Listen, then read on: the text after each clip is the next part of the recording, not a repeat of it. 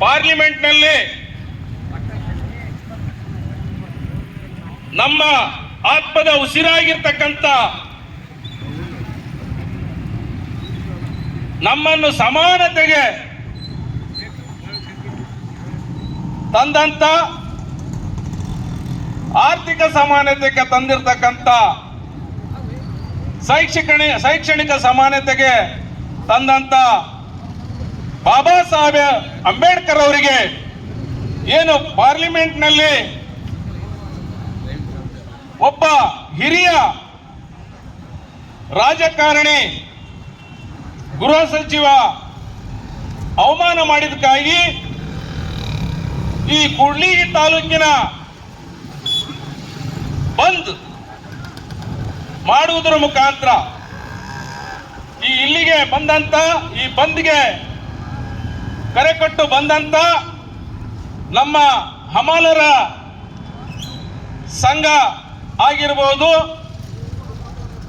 Auto ಚಾಲಕರ ಸಂಘ ಆಗಿರಬಹುದು, ಬೀದಿ ಬದಿ ವ್ಯಾಪಾರಿಗಳ ಸಂಘ ಹಾಗೂ ಬಾಬಾ ಸಾಹೇಬ್ ಅಂಬೇಡ್ಕರ್ ಅವರ ಸಂಘ, ಎಲ್ಲ ತಾಲೂಕಿನ ದಲಿತ ಪರ ಸಂಘಟನೆಗಳು, ಹಾಗೆ ಇಡೀ ತಾಲೂಕಿನ ಕಾರ್ಮಿಕ ಸಂಘಟನೆಗಳು, ಹಾಗೆ ಇಡೀ ತಾಲೂಕಿನ ಏನು ನಮಗೆ ಬಂದ್ಗೆ ಸಹಕಾರ ನೀಡಿರ್ತಕ್ಕಂಥ ವರ್ತಕರ ಸಂಘ ಆಗಿರಬಹುದು, ಗೊಬ್ಬರ ವ್ಯಾಪಾರ ಮಾಡತಕ್ಕಂಥ ಅಂಗಡಿಗರ ಸಂಘ ಆಗಿರಬಹುದು, ಹೋಟೆಲ್ ಮಾಲೀಕರ ಸಂಘ ಆಗಿರಬಹುದು, ಎಲ್ಲರೂ ಈ ಒಂದು ಸಂಘಕ್ಕೆ ನಮಗೆ ಸಹಕಾರ ನೀಡಿರ್ತಕ್ಕಂಥ ಕೂಡ್ಲಿ ಪಟ್ಟಣದ ಎಲ್ಲ ನನ್ನ ಬಾಬಾ ಸಾಹೇಬ್ ಅಂಬೇಡ್ಕರ್ ಉಸಿರಾಗಿರ್ತಕ್ಕಂಥ ಎಲ್ರಿಗೂ ನನ್ನ ಸಹೋದರಿಗೆ ನಮಸ್ತಾ.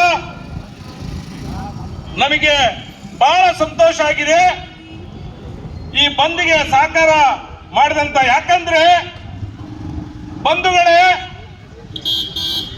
ನಾವು ಬಹಳ ಆಲೋಚನೆ ಮಾಡಬೇಕು. ಯಾಕಂದ್ರೆ ಸ್ವತಂತ್ರ ಪೂರ್ವದಲ್ಲಿ ನಮ್ಮ ಪರಿಸ್ಥಿತಿ ಹೇಗಿತ್ತು ಹೇಳಲಿಕ್ಕೆ ಹಿಂದೂ ಧರ್ಮದಲ್ಲಿ ಕಟ್ಟ ಸಂಪ್ರದಾಯಸ್ಥರಿಂದ ಏನು ಬ್ರಾಹ್ಮಣರು ವೈಶ್ಯರು ಬಿಟ್ರೆ ಉಳಿದವರೆಲ್ಲರೂ ಶೂದ್ರರೇ. ಬ್ರಾಹ್ಮಣ ವೈಶ್ಯರು ಬಿಟ್ರೆ ಉಳಿದವರೆಲ್ಲರೂ ಶೂದ್ರರೇ. ಇವರ ಪರಿಸ್ಥಿತಿ ಎಷ್ಟು ಹೀನಾಯವಾಗಿತ್ತಂದ್ರೆ 40 ವರ್ಷದಿಂದ ನಾವು ಸ್ವಲ್ಪ ಅನುಭವಿಸಿವಿ, ಗೊತ್ತಿದೆ ನಮಗೆ. ನಮ್ಮ ಅಜ್ಜರ ಜೊತೆಗೆ ನಾವೊಂದು 7-8 ವರ್ಷ ಇದ್ದಾಗ ಕೊಡ ಸೇದಬೇಕಂದ್ರೆ ಹಗ್ಗ ಮುಟ್ಟಂಗಿದ್ದಿಲ್ಲ. ಹಗ್ಗ ಹಿಂಗ್ ಸೇದಬೇಕಂದ್ರೆ ಅವರು ನೀರು ಎಳ್ಕೊಂಡು ಹೋದಿ ನಾವು ಸೇದ್ಕೋಬೇಕು. ಇನ್ನೂ ತುಳಿತಕ್ಕೊಳಗಾಗಿರ್ತಕ್ಕಂಥವ್ರಿಗೆ ಆ ಬಾವಿಲಿಂದ ದೂರ ಇಡ್ತಿದ್ರು ಕೊಡಪಾನ. ಅವ್ರು ನೀರು ಹಾಕಿದ್ರೆ ತಗೊಂಡು ಹೋಗ್ಬೇಕು. ನೀರು ಹಾಕ್ಲಿಲ್ಲ ಅಂದ್ರೆ ಒಂದು 2 ತಾಸು 3 ತಾಸು ಆಗ್ಲಿ ಅವ ಅಲ್ಲೇ ಇರ್ಬೇಕು. ಆದ್ರೆ ಬಾಬಾ ಸಾಹೇಬ್ ಅಂಬೇಡ್ಕರ್ ಅವರ ಪರಿಸ್ಥಿತಿ ಹೇಗಿತ್ತು ತಾವೆಲ್ಲ ಧಾರಾವಾಹಿಯಲ್ಲಿ ನೋಡಿರಿ. ಇನ್ನು ನೋಡ್ರಿ, ಅರ್ಥ ಮಾಡ್ಕೊಳ್ರಿ. ಸ್ವತಂತ್ರಕ್ಕಾಗಿ ಹೋರಾಟ ಮಾಡ್ಬೇಕಾ, ಇಲ್ಲಿ ತುಳಿತಕ್ಕೊಳಗಾಗಿರ್ತಕ್ಕಂಥರು ಇವ್ರ ಪರವಾಗಿ ಹೋರಾಟ ಮಾಡಬೇಕ, ಒಂದು ನಿಲುವು. ಆದ್ರೆ ಹಾಗೇನೆ ಬರೋಡ ಮಹಾರಾಜರ ಅವರ ಒಂದು ಬುದ್ಧಿವಂತಿಕೆ ಶಕ್ತಿಯಿಂದ ಮಹಾರಾಜರ ಮನಸ್ಸು ಗೆದ್ದು ವಿದೇಶದಲ್ಲಿ ಅವರು ವ್ಯಾಸಂಗ ಮಾಡಿ ಪ್ರಪಂಚದಲ್ಲೇ ಬಾಬಾ ಸಾಹೇಬ್ ಅಂಬೇಡ್ಕರ್ ಓದಿದಂತ ಏನು ಡಿಗ್ರಿಗಳು ಯಾರೂ ಓದಿಲ್ಲ ಅಂತ ಬಾಬಾ ಸಾಹೇಬ್ ಅಂಬೇಡ್ಕರ್ ಸ್ವತಂತ್ರ ನಂತರ ನಮ್ಮ ಕುರ್ಚಿನವರು ಹೇಳ್ದಂಗೆ ನಮಗೆ ಸ್ವತಂತ್ರ ಬಂತು.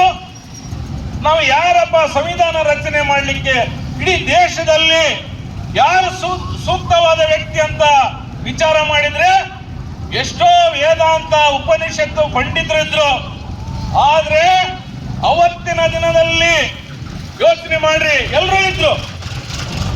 ನಮಗೆ ಏನು ಅಕ್ಷರ ಜ್ಞಾನ ಶೂದ್ರರಿಗೆ ಹೇಳ್ಕೊಡ್ತಾ ಇದ್ದಿಲ್ಲ, ಅವರೆಲ್ಲರೂ ಇದ್ರು, ಬ್ರಾಹ್ಮಣರಿದ್ರು. ಅಂತಾರೆ ಯಾವ ವ್ಯಕ್ತಿನೂ ಇದ್ದಿಲ್ಲ. ತುಳಿತಕ್ಕೊಳಗಾಗಿರ್ತಕ್ಕಂಥ ಬಾಬಾ ಸಾಹೇಬ್ ಅಂಬೇಡ್ಕರ್ ಅದಕ್ಕೆ ಸೂಕ್ತ ಅಂತೇಳಿ ಒಂದು ಸಂಹಿತೆ ರಚನೆ ಮಾಡಿದ್ರು. ಆದ್ರೆ ಬಾಬಾ ಸಾಹೇಬ್ ಅಂಬೇಡ್ಕರ್ ಬಹಳ ಯೋಚನೆ ಮಾಡಿ ಇಡೀ ಭಾರತ ದೇಶದಲ್ಲಿರ್ತಕ್ಕಂಥ ಸಾವಿರಾರು ಜಾತಿಗಳು, ಅವ್ರನ್ನ ಆ ಜಾತಿಗಳ ಸಮೀಕ್ಷೆ ಮಾಡಿ ಇದರಲ್ಲಿ ಶೈಕ್ಷಣಿಕವಾಗಿ ತುಳಿತಕ್ಕೊಳಗಾಗಿರ್ತಕ್ಕಂಥ ಯಾರು, ಆರ್ಥಿಕವಾಗಿ ತುಳಿತಕ್ಕೊಳಗಾಗಿರ್ತಕ್ಕಂಥ ಜನಾಂಗ ಯಾವುದು, ಸಾಮಾಜಿಕವಾಗಿ ತುಳಿತಕ್ಕೊಳಗಾಗಿರ್ತಕ್ಕಂಥ ಜನಾಂಗ ಯಾವುದು, ರಾಜಕೀಯವಾಗಿ ತುಳಿತಕ್ಕೊಳಗಾಗಿರ್ತಕ್ಕಂಥ ಜನಾಂಗ ಯಾವುದು, ಮಹಿಳೆಯರಿಗೆ ಕೂಡ ಅವತ್ತಿನ ದಿನ ಒಂದು